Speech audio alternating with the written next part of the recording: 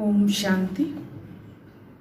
बाबा की आज के मधुर महावाक्य हैं 3/6/2020 की वाणी है। बाबा ने कहा, मीठे बच्चे, तुम्हें श्रीमत पर सबको सुख देना है। तुमको श्रेष्ठ मत मिलती है श्रेष्ठ बनकर दूसरों को बनाने के लिए। बाबा ने प्रश्न पूछा, रहम दिल बच्चों के दिल में कौन सी लहर आती है? क्या उन्हें करना चाहिए? उत्तर है, जो रहम दिल बच्चे हैं उनकी दिल होती है हम गांव-गांव में जाकर सर्विस करें। आजकल बेचारे बहुत दुखी हैं, उनको जाकर खुशखबरी सुनाएं कि विश्व में पवित्रता, सुख और शांति का दैवी स्वराज्य स्थापन हो रहा है। ये वही महाभारत लड़ाई है। बरोबर उस समय बाप भी आया था, अभी भी बाप आया हुआ है। ओम शांति। मीठे मीठे बच्चे यहाँ बैठे हो तो ये जरूर समझते हो कि हम ईश्वरीय संतान हैं। जरूर अपने को आत्मा ही समझेंगे। शरीर है तब उन द्वारा आत्मा सुनती है। बाप ने ये शरीर लोन लिया है तब सुनाते हैं। अभी तुम समझते हो हम हैं ईश्वरीय संतान, वह संप्रदाय, फिर हम हैं दैवी संप्रदाय। ईश्वर के स्वर्ग के मालिक होते ही हैं देवताएं। हम फिर से 5000 वर्ष पहले मुआफिक दैवी स्वराज्य की स्थापना कर रहे हैं। फिर हम देवता बन जाएंगे। इस समय सारी दुनिया, भारत खास और दुनिया आम, सब मनुष्य मात्र एक दुख को दुख ही देते हैं। उन्होंने ये पता ही नहीं कि सुख धाम भी होता है। परमपिता परमात्मा ही आकर सबको सुख शांत बना देते हैं। यहाँ तो घर घर में एक दो को दुख ही देते हैं। सारे विश्व में दुख ही दुख है। अभी तुम बच्चे जानते हो, बाप हमको 21 जन्मों के लिए सदा सुखी बनाते हैं। कब से दुख शुरू हुआ है, फिर कब पूरा होता है, यह और कोई के बुद्धि में चिंतन नहीं होगा। तुमको ही ये बुद्धि में है कि हम बरोबर ईश्वरीय संप्रदाय के। यूं तो सारी दुनिया के मनुष्य मात्र ईश्वरीय संप्रदाय है। हर एक उनको फादर कह बुलाते हैं। अब बच्चे जानते हैं, बरोबर शिव बाबा हमको श्रीमत दे रहे हैं। श्रीमत मशहूर है, ऊंचते ऊंच भगवान की ऊंचते ऊंच मत है। गाया भी जाता है, उनकी गत मत न्यारी है। शिव बाबा की श्रीमत हमको क्या से क्या बनाती है।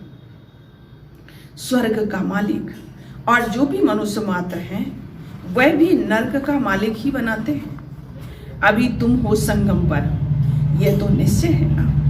निश्चय बुद्धि ही यहाँ आते हैं और समझते हैं बाबा हमको फिर से सुखधाम का मालिक बनाते हैं। और हम ही 100% गृहस्थ, पवित्र गृहस्थ मार्ग वाले थे। ये स्मृति आई है। 84 जन्मों का भी हिसाब है ना। कौन कौन कितने कितने जन्म लेते हैं। जो धर्म बाद में आते हैं उन्हों के जन्म भी थोड़े होते हैं। तुम बच्चों को अब यह निश्चय रखना है, हम ईश्वरीय औलाद हैं। हमको श्रेष्ठ मत मिलती है सबको श्रेष्ठ बनाने के लिए। हमारी वही बाबा हमको राजयोग सिखलाते हैं। मनुष्य समझते हैं वेद शास्त्र आदि सब भगवान से मिलने के रास्ते हैं और भगवान कहते हैं इनसे कोई भी मेरे साथ मिलता नहीं है। मैं ही आता हूं तब तो मेरी जयंती मनाते हैं, परंतु कब और किसके शरीर में आता हूं यह कोई जानते नहीं है, सिवाय तुम ब्राह्मणों के। अभी तुम बच्चों को सबको सुख देना है। दुनिया में सब एक दो को दुख देते हैं। वो लोग ये नहीं समझते कि बेकार में जाना दुख देना है। अभी तुम जानते हो यह महान दुख है। कुमारी जो पवित्र थी उनको अपवित्र बनाते हैं। नरकवासी बनने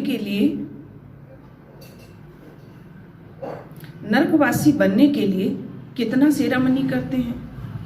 यहाँ तो ऐसे हंगामे की कोई बात नहीं है। यहाँ तो ऐसे हंगामे की कोई बात ही नहीं है। तुम बड़ा शांति में बैठे हो, सब खुश होते हैं, सारे विश्व को सदा सुखी बनाते हैं। तुम्हारा मान शिव शक्तियों के रूप में है। तुम्हारे आगे लक्ष्मी नारायण का तो कुछ भी मान नहीं, शिव शक्तियों का ही नाम वाला है। क्योंकि जैसे बाप ने सर्विस की, सबको पवित्र बनाकर सदा सुखी बनाया, ऐसे तुम भी बाप के मददगार बने हो। इसलिए तुम शिव शक्तियां भारत माताओं की महिमा है। ये लक्ष्मी नारायण तो राजा रानी और प्रजा सब स्वर्गवासी हैं। ये बड़ी बात है क्या? जैसे वह स्वर्गवासी हैं वैसे यहाँ के राजा रानी सब नरकवासी हैं। ऐसे नरकवासियों को स्वर्गवासी तुम बनाते हो। मनुष्य तो कुछ भी नहीं जानते, बिल्कुल ही तुच्छ बुद्धि हैं, क्या क्या करते रहते हैं। कितनी लड़ाइयां आदि हैं, हर बात में दुख ही दुख है। सतयुग में हर बात में सुख ही सुख है। अभी तुमको सुख देने के लिए ही बाबा श्रेष्ठ मत देते हैं। गाते भी हैं श्रीमत भगवान वाच। श्रीमत मनुष्य वाच नहीं है। सतयुग में देवताओं को मत देने की दरकार नहीं है। यहाँ तुमको श्रीमत मिलती है। बाप के साथ तुम भी गाए जाते हो शिव शक्तियाँ। अभी फिर से यह पाठ प्रैक्टिकल में बज रहा है। अब आप कहते हैं तुम बच्चों को मनसा वाचा कर्मणा दुख, सबको सुख देना है, सबको सुख धाम का रास्ता बताना है। तुम्हारा धंधा ही यह हुआ। शरीर निर्वाह अर्थ पुरुषों को धंधा भी करना होता है। कहते हैं शाम के समय देवताएं परिक्रमा पर निकलते हैं। कहते हैं शाम के समय देवताएं परिक्रमा पर निकलते हैं। अब देवताएं यहाँ कहाँ से आई? परंतु इस समय को शुद्ध मानते हैं। इस टाइम पर सबको फुर्सत भी मिलती है। तुम बच्चों को चलते फिरते उठते बैठते याद करना है। बस कोई देहधारी की चाकरी आदि नहीं करनी है। बाप का तो गायन है, द्रौपदी के पांव दबाए, इसका भी अर्थ नहीं समझते हैं। स्थूल में पांव दबाने की बात नहीं है। बाबा के पास बूढ़ियां आदि बहुत आती हैं। जानते हैं भक्ति करते करते थक गई हैं, आधा कल्प बहुत थक के खाए हैं ना, तो यह पैर दबाने के अक्षर को उठा लिया है। अब कृष्ण पांव कैसे दबाएंगे? दबाएंगे तो शोभेगा। तुम कृष्ण को पांव दबाने देंगी? कृष्ण को देखते ही उनको चटक पड़ेगी। उनमें तो बहुत साक्षात्कार रहता है। कृष्ण के सिवाय और कोई की बात बुद्धि में बैठती ही नहीं। वहां सबसे तेजोमय है,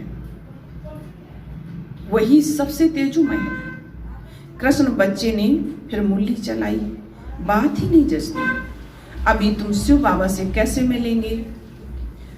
तुम बच्चों को बोलना पड़ता है, शिव बाबा को याद कर फिर इनके पास आओ।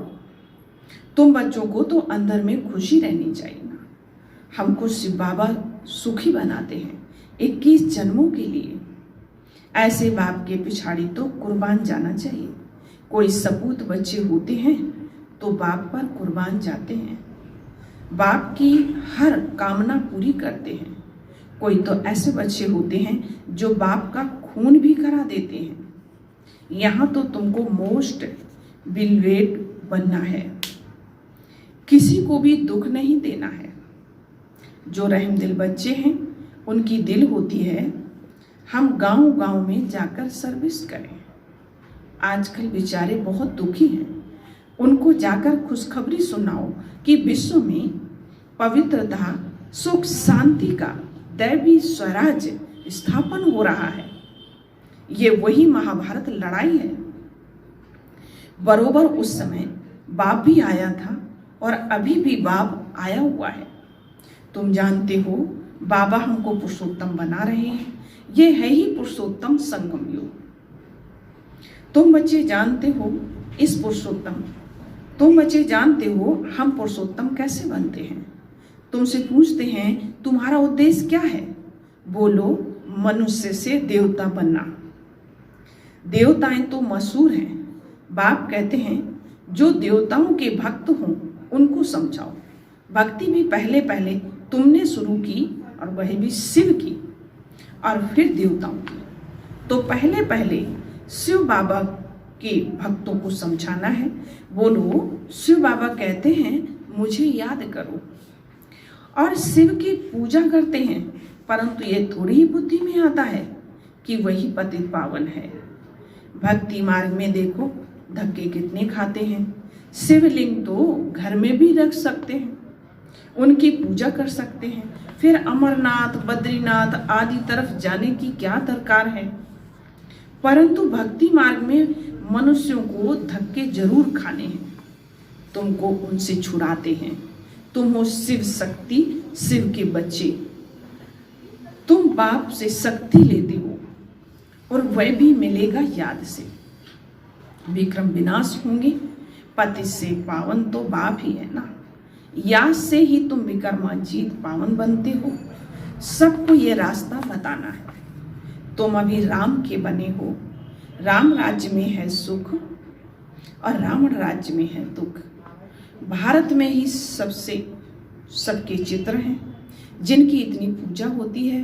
ढेर के ढेर मंदिर हैं, कोई हनुमान का पुजारी और कोई किसका। उनको कहा जाता है ब्लाइंड फेथ। अभी तुम जानते हो हम भी ब्लाइंड थे। इनको भी मालूम नहीं था ब्रह्मा, विष्णु, शंकर कौन हैं, क्या हैं। जो पूज्य थे वही पुजारी बने हैं। सतयुग में है पूज्य, यहाँ है पुजारी। बाप कितना अच्छी रीति समझाते हैं। तुम जानते हो पूज्य होते ही हैं सतयुग में। यहाँ है पुजारी तो पूजा ही करते हैं। तुम हो शिव शक्तियाँ। अभी तुम न पुजारी और न पूज्य हो। बाप को भूल मत जाओ। यह साधारण तन है ना, इसमें ऊंच से ऊंच भगवान आते हैं। तुम बाप को अपने पास निमंत्रण देते हो ना, बाबा आओ, हम बहुत पतित बन गए हैं। पुरानी पतित दुनिया, पतित शरीर में आकर हमको पावन बनाओ। बच्चे निमंत्रण देते हैं। यहाँ तो कोई पावन है नहीं, जरूर सभी पतितों को पावन बनाकर ले जाएंगे ना, तो सबको शरीर छोड़ना पड़े।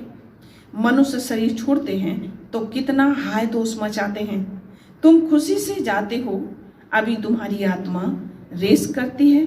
देखें कौन शिव बाबा को जास्ती याद करते हैं। शिव बाबा की याद में रहते रहते ही शरीर छूट जाए तो अहो सौभाग्य, बेड़ा ही पार है। सभी को बाप कहते हैं ऐसे पुरुषार्थ करो।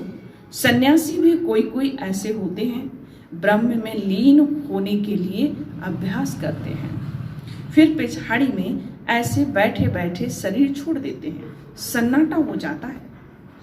सुख के दिन फिर आएंगे, इसके लिए ही तुम पुरुषार्थ करते हो। बाबा हम आपके पास चलें। आपको ही याद करते करते जब हमारी आत्मा पवित्र हो जाएगी तो आप हमको साथ ले जाएंगे। आगे जब काशी कलवट खाते थे तो बहुत प्रेम से खाते थे, बस अब मुक्ति को जाएंगे। फिर समझते थे अभी तुम बाप को याद करते आते हो, शांति था। तुम बाप को याद करते हो तो इस याद के बल से पाप कटते हैं। वह समझते हैं हमारे फिर पानी से पाप कट जाएंगे, मुक्ति मिल जाएगी।